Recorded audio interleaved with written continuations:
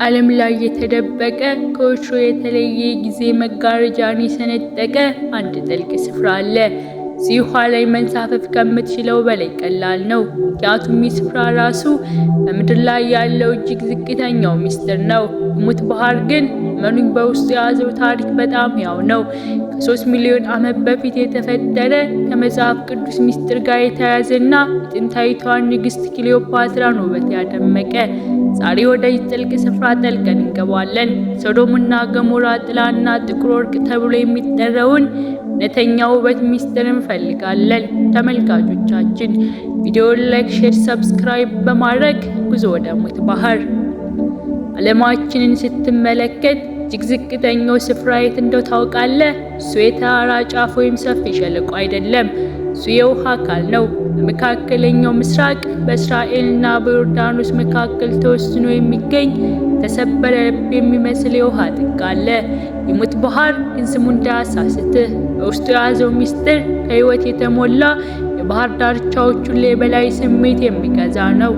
ታሪኩ የሚጀምረው ከሚሊዮኖች ዓመታት በፊት የኛ ዓለምን የቀረጹ ግዙፍ የየብስ ንጣፎች አፍሪካና አረቢያን ቴክቶኒክ ፕላኔቶች ሲጋጩና ሲለያዩ ምድር ጥልቅ ስንጥቅ ፈጠረች። ስንጥቅ ሲጠልቅና ሲሰፋ የዮርዳኖስ ሪፍት ቫሊ ተፈጠረ።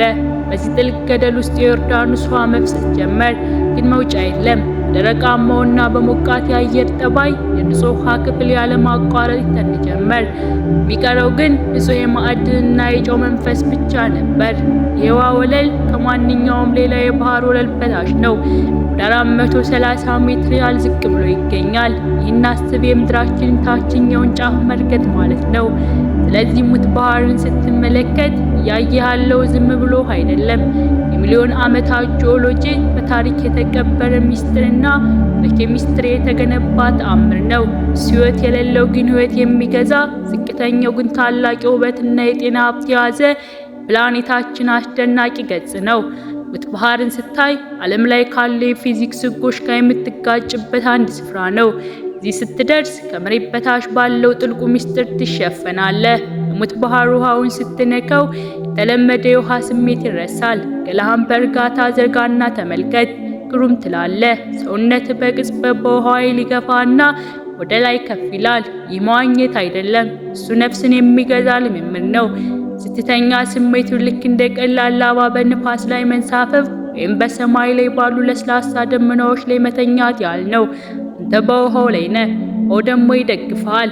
የሆነበት ምክንያት የዚህ ባህር ውሃ በዓለም ላይ ካሉት የውሃ አካላት ሁሉ እጅግ ከፍተኛ የጨው ማዕድን ክምችት ስላለው ነው።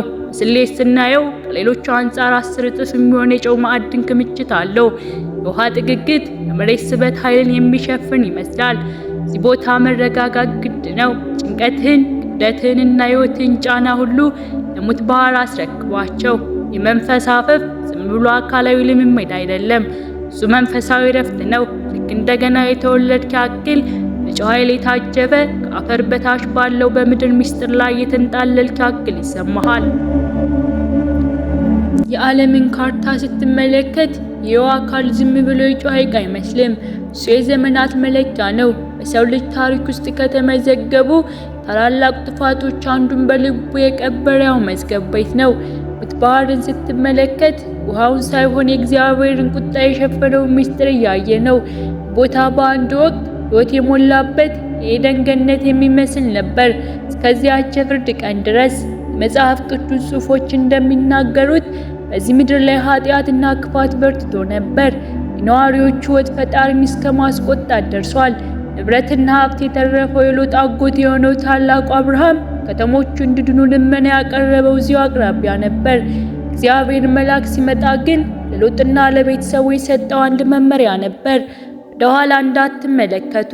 ከመላእክት ማስጠንቀቂያ በኋላ ሎጥና ቤተሰቡ ሲሸሹ ሰማይ በሮች ተከፈቱ፣ ግን ዝናብ አልዘነበም። ከሰማይ የወረደው የእሳት ድኝ ነበር። የጥፋት መላውን ለምለም አካባቢ ወደ አመድነት ለወጠው። የጥፋት ፍካት ሁሉ ብልጽግና በድንገት ከምድረ ገጽ ጠፋ። የሎጥ ሚስት ግን ስሜቷን ሸክም መቋቋም አልቻለችም። ወደ ኋላ አየች እና አሰቃቂ ትዕይንት እንደተመለከተች ወደ ጨው አምድ ተለወጠች። የአሳዛኝ ክስተት በዘላቂነት በሙት ባህር ዳርቻ ባሉ ተራሮች ቅርጾች ውስጥ የሚያስገርም ሁኔታ ተቀረጸ። ዛሬ ወደዚህ ባህር ስትመለከት ዝም ብሎ ጨው አይደለም። ያንዳንዱ የጨው ክሪስታል የጥንታዊቷን ጩኸትና የተሰበረውን ቃል ኪዳን የሚያስተጋባ ይመስላል። ሙት ባህር የመሬት ስበት ኃይልን የሚያስረሳ ቢመስልም የኃጢአትን ክብደት ግን ፈጽሞ እንድትረሳ አይፈቅድም። ከታች ያለው ጥልቅ የፈጸመው ፍርድ በዝምታ ይመሰክራል። ከዚህ በላይ የሚንሳፈፉት ደግሞ የእምነትን አስፈላጊነት ያስተምራሉ። በዓለማችን ላይ ውብ በከበረ ድንጋይ በወርቅ ወይም በአልማዝ ይለካል። ግን እመነኝ ከዚህ ሁሉ በጣም እጅግ እንደሆነ ጥቁር ሀብት አለ። እሱም ከምድራችን እጅግ ዝቅተኛው ጥግ ላይ ይገኛል። የምናገረው ስለ ሙት ባህር አስማታዊ ጭቃ ነው። ጭቃ ስትመለከተው ዝም ብሎ ጥቁር ጭቃ ይመስል ይሆናል፣ ግን እሱ የዘመናት ሚስጥር ነው። ቆዳን የማደስና ሰውነት መንፈስን የመግዛት ኃይል ያለው ጥቁር ወርቅ። ጭቃ ለምን ይህን ያክል ልዩ ሆነ? ምክንያቱም የጥንት ዘመን እጅግ ቆንጆ ሴት ተብላ የምትታወቀው ግብጿ ንግስት ክሊዮፓትራ ለውበቷ ሚስጥር ያደረገችው እሱን ነበር። አበውን ስልጣኔ የምትመራው ንግስት ለውበቷ ሲባል ወርቅና ዕጣንን ሁሉንም ግዛቷን ትታ ወደ ዝቅተኛው ባህር ዳርቻ ትመጣ ነበር። ለምን? ምክንያቱም እዚህ ጭቃ ኃይል ከየትኛውም የቅንጦት ቅባት ይበልጣል። ንግስቲቷ ለራሷ የመዋቢያ ፋብሪካዎችን እዚሁ እንድትገነባ ያደረጋት አስማታዊ ማዕድን አለው። የጥቁር ወርቅ በቆዳ ላይ ለመቀባት አስብ። የጭቃው ንክኪ አንዳች የተለየ ስሜት ይፈጥራል። ቀዝቃዛና ለስላሳ ንክኪው የሺህ ዘመናትን ጥበብ በቆዳ ላይ የሚያፈስል ይመስላል።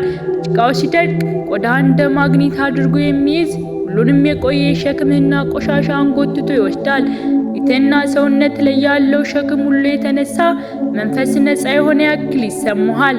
በዚህ ጭቃ ከ21 በላይ ዋና ዋና ማዕድናትን ይዟል። ከእነዚህም መካከል ማግኒዥየምና ካልሲየም ይጠቀሳሉ። የጥቁር ወርቅ ለውበት ብቻ አይደለም፣ ለብዙ ዘመናት ለቆዳ በሽታ፣ ለመገጣጠሚያ ህመሞችና ለሮማንቲዝም እንደ ተፈጥሯዊ መድኃኒት ሲያገለግል ቆይቷል። ቆዳን ከማለስለስ ባሻገር ሰውነትን ከውስጥ ያድሳል። ከአፈር የመጣ ፈውስ ነው። ሙት ባህር ከጨው በላይ ነው። እሱ ለሰውነት አዲስ ልደት የሚሰጥ የጥንት ዘመን ውበት የሚሸከምና ነፍስን የሚገዛ የጤንነት የቅንጦት ማዕከል ነው። ተመልካቾቻችን በመጨረሻ ሙት ባህር መሬትን ስበት የምትረሳበት ግን ታሪክን ክብደት የምታስታውስበት ቦታ ነው። ሕይወት የሌለው ሆኖ ሳለ ሕይወትን፣ ውበትን፣ ሚስጥርን የዓለማችን ታላቅ ተቃርኖ ነው። ታዲያ ይህን ሁሉ ድንቅ ሚስጥር ሰምተህ ዝም ብሎ ትቀመጣለህ ብሎ ማሰብ ይከብዳል አይደለም? ይህ የባህሩ ጥሪ ነው። አሁን ፊትህን ወደ ስክሪኑ አቅርብ፣ በልብ ቃል ግባ።